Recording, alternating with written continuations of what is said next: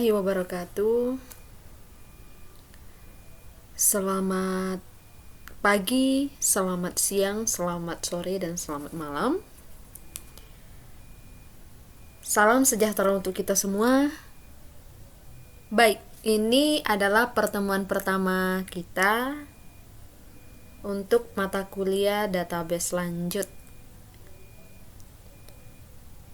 Baik, karena pertemuan pertama, biasanya saya selalu mengawali dengan perkenalan. Baik itu perkenalan saya sebagai dosen maupun perkenalan mata kuliah dan silabus mata kuliah kita. Oke, pertama saya perkenalkan diri dulu. Saya Elvianti. Saya lahir di Kuala Keritang. Kuala Keritang itu di Kabupaten Indragiri Hilir, Provinsi Riau. Kemudian di sini ada WA saya, kalian boleh save ya. Siapa tahu ada yang ingin didiskusikan, boleh silakan.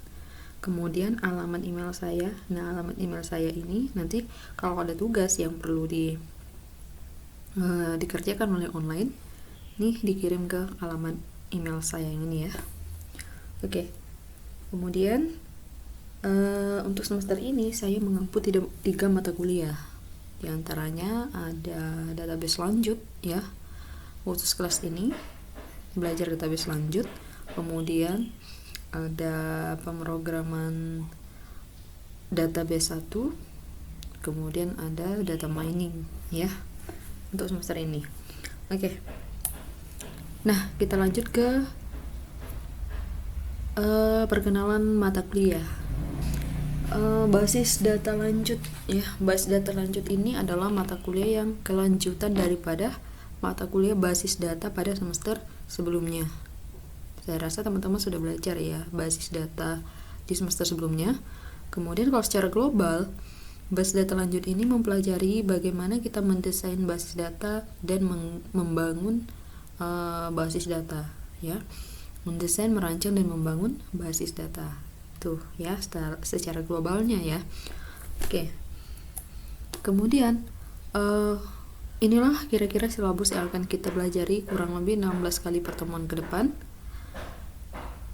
Ada dasar basis data, kemudian normalisasi IRD, aturan bisnis, model data konseptual, model data logikal, transformasi, model data fisikal, query, designer, kemudian konfigurasi database management system, konsep client server, konsep data mining, konsep data warehouse, konsep kecerdasan bisnis ya. Kurang lebih inilah yang akan kita pelajari di pertemuan berikutnya ya. Oke.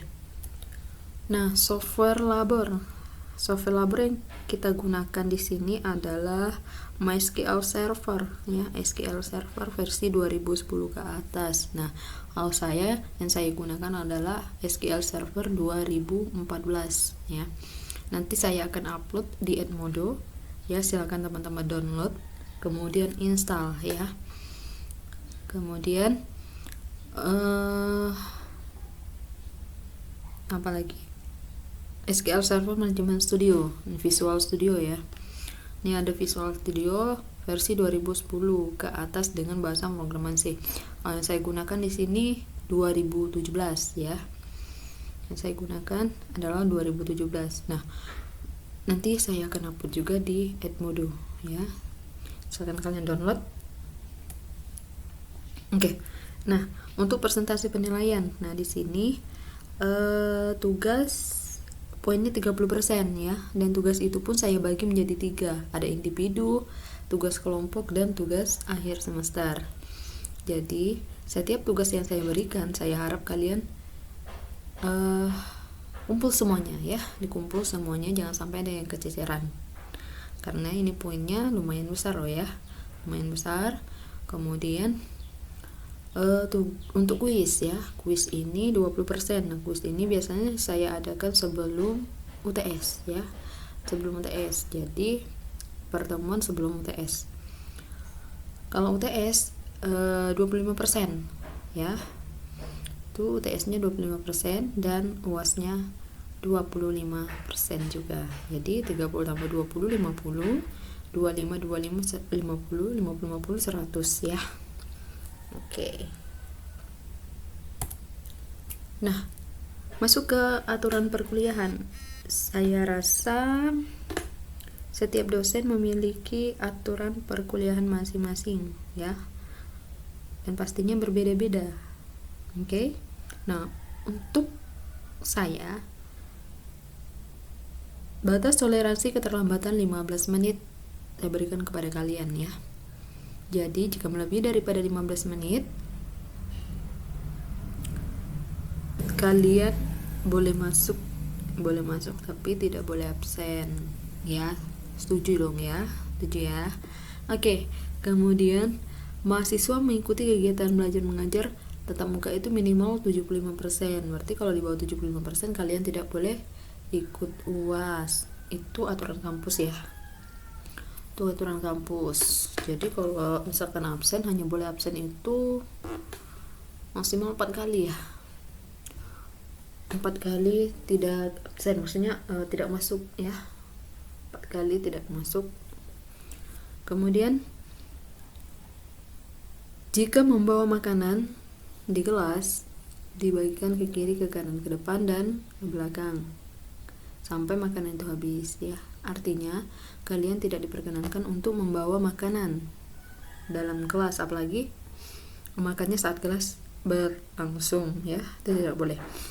Kemudian barang siapa yang ketahuan main TikTok dan live IG ataupun Facebook atau bahkan media sosial lainnya yang ketahuan oleh saya, otomatis nilainya E ya. Oke, ada tambahan lain? Saya rasa tidak ada. Oke, yang kira-kira yang berhalangan hadir ya, misalnya kan sakit ataupun ada kegiatan lain yang lebih penting daripada perkuliahan. Jadi kalian boleh sertakan surat keterangan ya, ataupun ada lapor ke ketua kelasnya atau langsung ke saya juga nggak apa-apa ya. Asal ada keterangannya, itu aja ya. Oke, gak ada pertanyaan kalian boleh tanyakan di kolom komentar kelas kita. Kemudian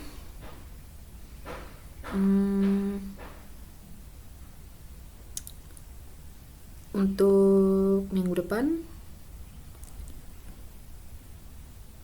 belum ada tugas ya, masih pertama ya. Untuk minggu depan masih tetap seperti biasa, kalian pelajarilah tentang dasar basis data, normalisasi, dan ERD ya. Kalian baca-baca kembali ya. Saya rasa untuk kelas ini cukup sampai di sini.